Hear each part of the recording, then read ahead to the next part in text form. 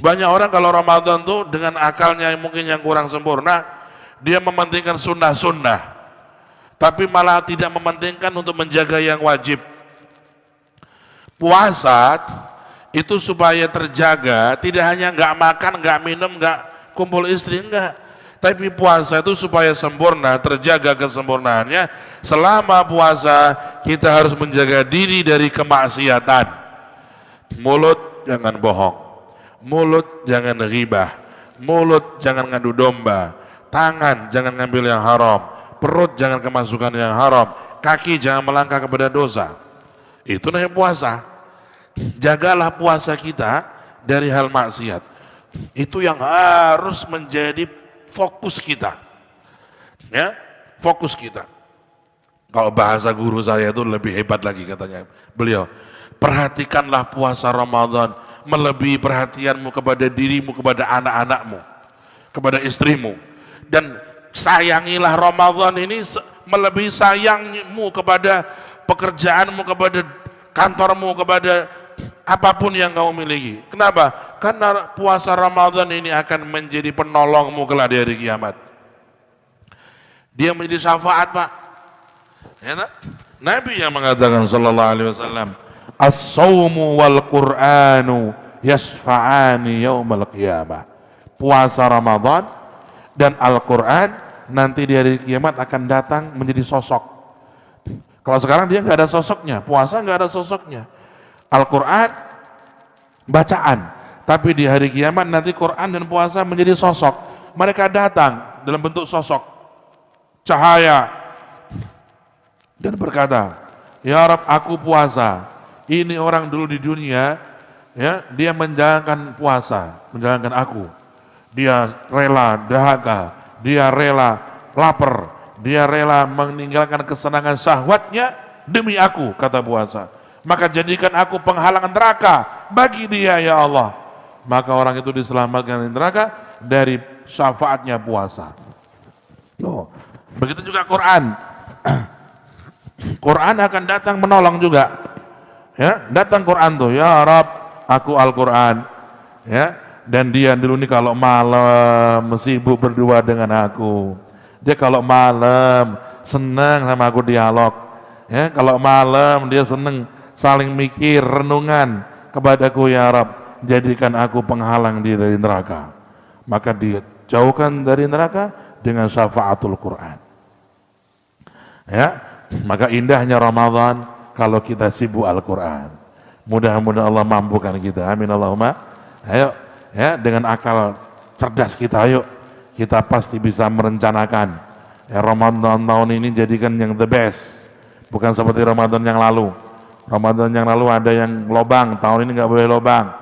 Ya, terawihnya, apalagi puasanya, Qurannya jangan sampai nggak khatam.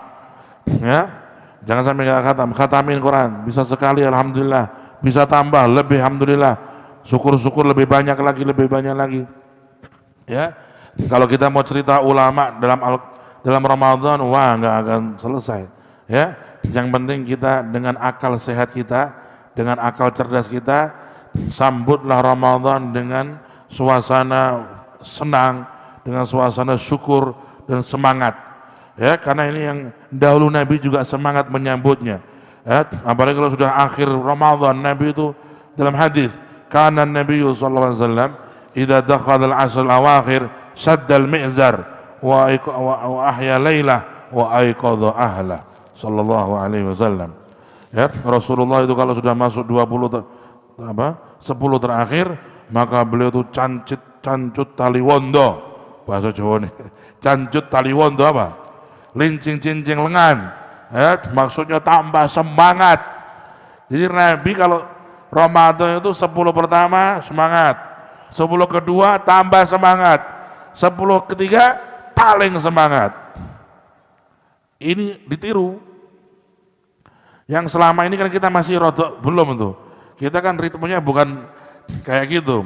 Biasanya kita ini pakai filosofi nyungsep. Filosofi apa? Nyungsep. Ramadan pertama, semangat. Itu Quran langsung 4 juz. Sampai akhir Ramadan 4 juz. Wah, ini nyungsep gitu. Ya, Terawih kita semangat 10 pertama. Nanti kedua kita udah lempol, capek, kita udah kalah, lobang-lobang. Apalagi udah nanti kau sibuk dengan mudik. Kadang-kadang orang udah enggak terawih. La haula wala quwata illa billah. Ya, maka ayo kita cerdaskan diri kita ya dengan akal yang Allah berikan, ditambah dengan ilmu-ilmunya para ulama. Ya, maka kita amalkan. Paling pertama harus kita betul-betul konsen menjaga puasa. Puasa, jangan sampai puasa hanya nggak makan, nggak minum, nggak kelumpul perempuan, nggak kumpul istri. Itu puasa orang awam itu. Kata Imam Ghazali ada puasa awam. Puasa awam tuh nggak makan, nggak minum, nggak kumpul istri. Ya, yang tingkatkan puasa khusus. Apa puasa khusus? Di samping itu ditambah lagi mata tidak berbuat maksiat. Tangan tidak berbuat maksiat, kaki tidak berbuat maksiat. Kalau buka puasa pakai yang bersih, yang halal, jangan yang haram. Ya, dan di samping itu juga menjaga diri dari kata-kata yang buruk. Sampai Allah mengatakan, man lam yada' qaula zur wal amala bihi, Rasul mengatakan, falaisa lillahi hajatun fi ayyada ta'amahu wa syarabahu. Rodok keren ya. Kata Nabi, kalau orang tuh hanya puasa, nggak makan, nggak minum, ya, tapi dia tetap ghibah, tetap ngomong bohong, tetap dia ngomong nyaci maki orang, tetap dia ngomong yang jelek-jelek, maka Allah nggak butuh puasanya, kata Nabi. Ya, karena Allah maunya kita tuh terdidik dengan Ramadan ini. Di samping kita nggak makan, nggak minum, kita terdidik, lesan kita berkata yang baik, ya, perbuatan kita yang baik. Perbuatan kita bukan yang maksiat, lesan kita omongannya bukan yang Allah ingin mendidik kita. Maka Ramadan itu madrasatul mukmin. Ini madrasahnya seorang mukmin.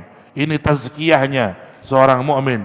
Ini adalah diklat hati seorang mukmin, diklat jiwa, diklat ruh seorang mukmin di bulan Ramadan. Sampai dikatakan di Mesir, di Hadramut zaman dulu orang banyak tobat di akhir Sya'ban. Kayak gini kita tobat.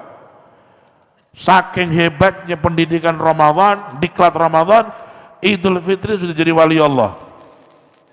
Kenapa? Karena betul-betul tobat sama Allah dan betul-betul mengikuti arahannya ulama.